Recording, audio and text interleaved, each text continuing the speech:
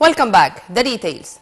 After touring a number of industrial projects in the 10th of Ramadan and New Ubur cities on Saturday, Prime Minister Dr. Mustafa Madbouli said the Egyptian economy is doing well amid the global crisis and is capable of fulfilling its financial obligations. The Prime Minister stated that the tour also comes within the presidential directives, stressing the importance of boosting agriculture, industry, and exports and supporting production sectors despite global economic conditions, asserting that there is a continuous coordination between the cabinet and the Central Bank of Egypt. In addition, Madbouli announced the start of constructing a new road network that reached the New Ubur city in a short time. He also witnessed the inauguration of the largest electronic Japanese factory for manufacturing automotive wiring harnesses, in addition to an industrial complex for manufacturing production requirements, plastic and metal components and parts used in manufacturing of electric sets.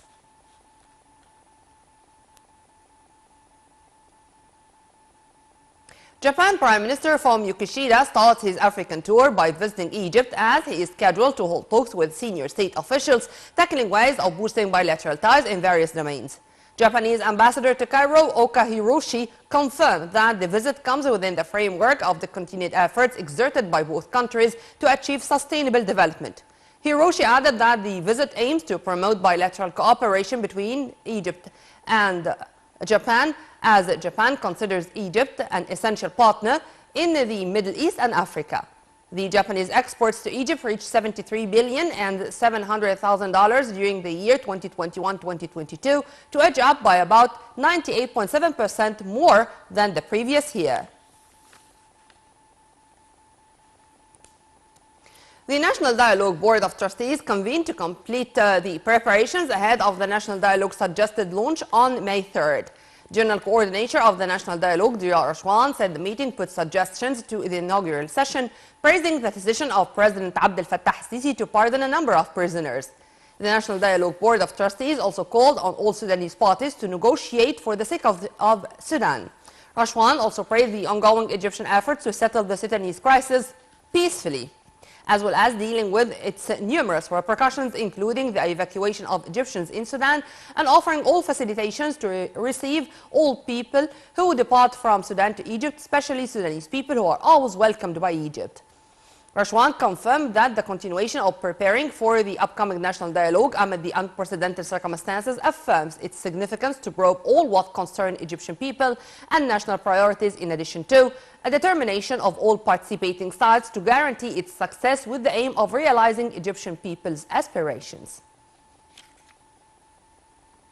Foreign Minister Sameh Shukri received a phone call from the acting South Sudanese Foreign Minister Deng Dao to hold consultations over the current Sudanese crisis.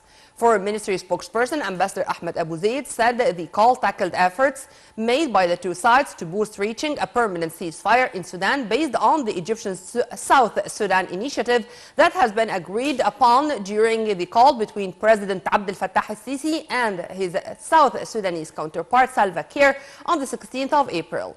During the call, Shukri stressed that the interest of Sudanese people will still be a top priority and an aim of the efforts of both sides. The two top diplomats agreed to intensify contacts and coordination between them during the upcoming period.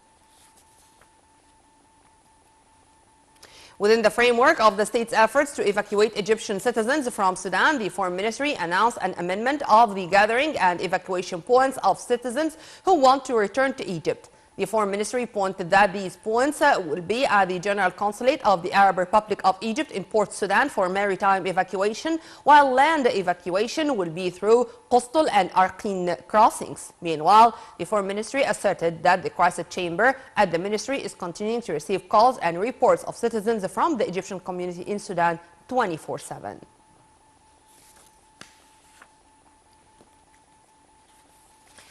This came as airstrikes and artillery rocked Khartoum on Saturday as Sudan entered a third week of fighting between rival military forces despite a ceasefire, prompting more